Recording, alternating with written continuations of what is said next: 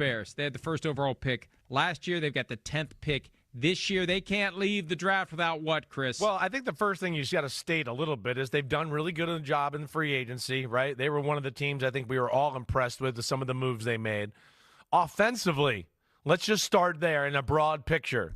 There's not much they need. I mean, receivers, Odunze, DJ Moore, Zacchaeus, they signed him in free agency.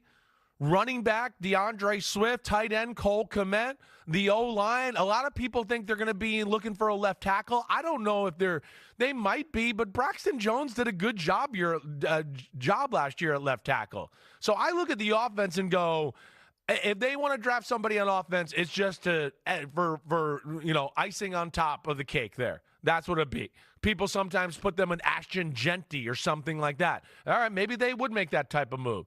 But the thing I look at, I think more than anything, is edge pass rusher. I think that's what I look at, right? They got Grady Jarrett in free agency. They got Dio Odiembengo, right, from the Colts. But he's kind of a hybrid D tackle, not always DN pass rusher type. That's not what you want him to be. So I think when I really come down to it, I think it would be pass rusher. Pass rusher and maybe another corner to the mix, but really I think pass rusher is the only thing I look at. You look at the Bears and you go, they're pretty well orchestrated as a roster right now. They still could use some help on the offensive line, I think, just because you're investing in Caleb Williams, and he's your franchise guy. And look at the offensive line that they put together when Ben Johnson, the head coach, now was in Detroit as the offensive coordinator. Right. You need a wall. You need to build a wall in Chicago, and they're better, and they used trades, free agency to address it. But I still feel like you want to have more depth. And you there. want to let them play it out, and let's find out who the best are. Let's not assume these older guys we've brought in, like a Jonah Jackson or Joe Tooney, maybe the wheels are starting to come off. There's a reason the Chiefs traded him. Maybe they got ahead of it and they knew what we didn't notice from the film. And let's have a younger guy into this mix. And even if only to learn from a Tooney while he's still here, I can see develop that. and get some of the tricks of the trade, right. And be part of the foundation going forward. I can see that, something just to bolster the room, something for going forward, right?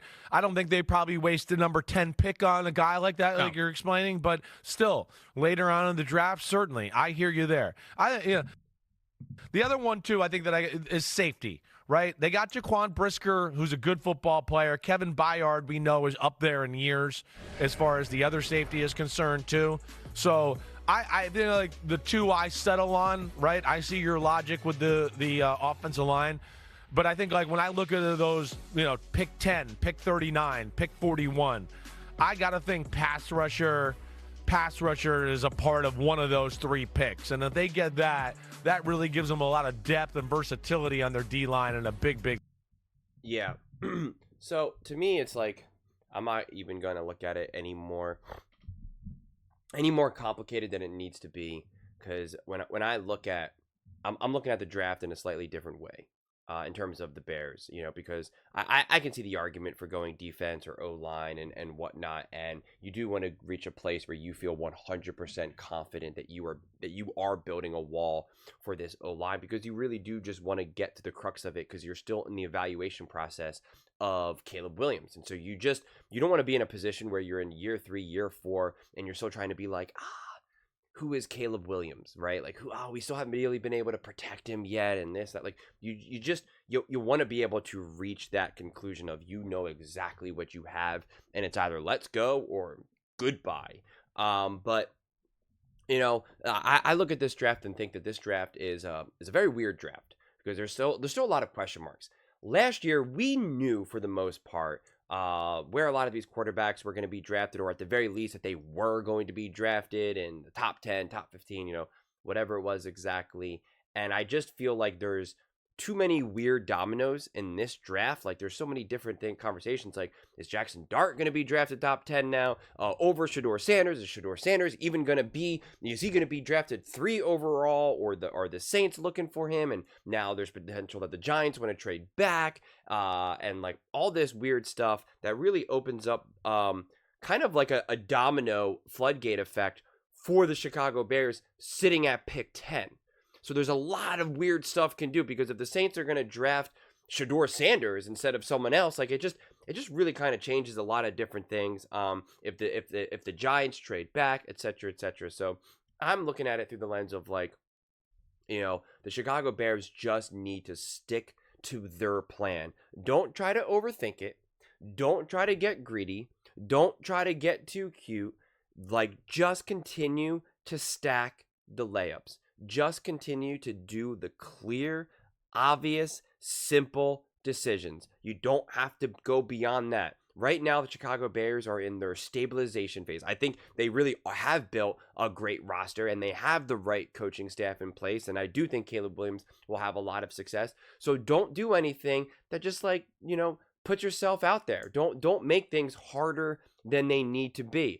Stick to your insights. If you really do believe that this specific edge rusher is there for you, but now the draft has kind of unfolded in a different way, and now another shiny weapon is right there for you. Don't just pick with what you want. Pick with the conclusion that you reached that your team needed. Don't try to go beyond anything. I don't think the Bears need to try to be opportunistic in this draft. I think they just need to be smart with their own plan rather than trying to play the games with other teams in their plans. Essentially be the main character in your own movie, man. Don't be a side character in someone else's movie. That's really the way how I'm kind of looking at it right now with the Chicago Bears. There's just been too much inconsistency, too much instability, and obviously coming off a tough year, it's just be straightforward. Just be simple. You don't have to be hyper aggressive. You don't have to go above and beyond. You have your picks, and 10, 39, and 41 is definitely a nice place to sit at. And just kind of go from there, man. Just go from there. You've done your due diligence up to this point.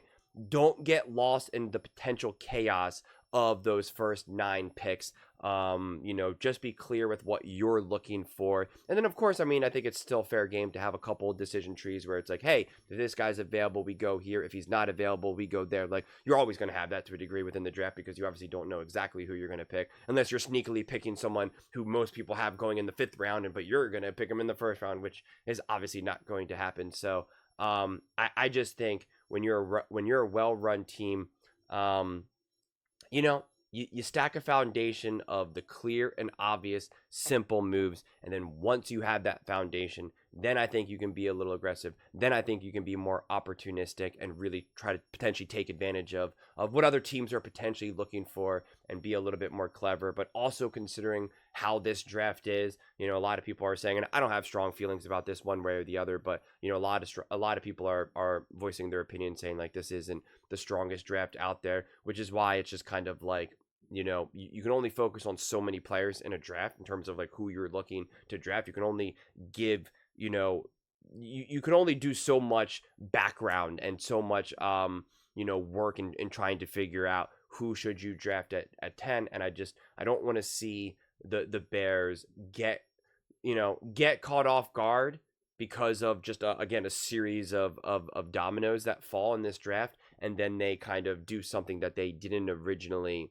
plan on doing, because a shiny toy was just kind of hey, do you actually want this? I know you were gonna go through door number 3, but dude, door number 1 is actually unlocked. Have at it. I just wanted to be smooth, just be smart, just keep the momentum building, which I think they've done an awesome job in the free agency. And again, I'm not going to get lost kind of trying to go back and forth between should they get a pass rusher, should they get O-line, should they get a safety, because at this point we're 10 days away from the draft, so it's just kind of it is kind of a wait and see type of thing at this point. I feel right now this is probably the hardest part. This is one of the hardest times to really talk about the draft, because it's it's more all over the place than it was just a couple weeks ago. So trying to figure out different ways how to kind of unpack this time of year personally. But those are just my thoughts. I'd absolutely love to hear yours. What do you guys all think about the Chicago Bears in terms of their draft? What do you think they need most? What do you want to see them do? within the next couple of weeks. Let me know in the comments below. I read every single comment. So whether you agree with me or disagree with me, either way, let's get in some discussions. Let's get in some fights. But ultimately, let's just have some fun. And please do consider subscribing. We are building an amazing community here, and I absolutely love to see you part of it. I want to build something that we all genuinely feel connected to. Something that we're really excited to be part of. I think we're on our way to doing it. And please don't forget to give this video a thumbs up, as it really does help the visibility and the algorithm. Thank you so much. See you next time.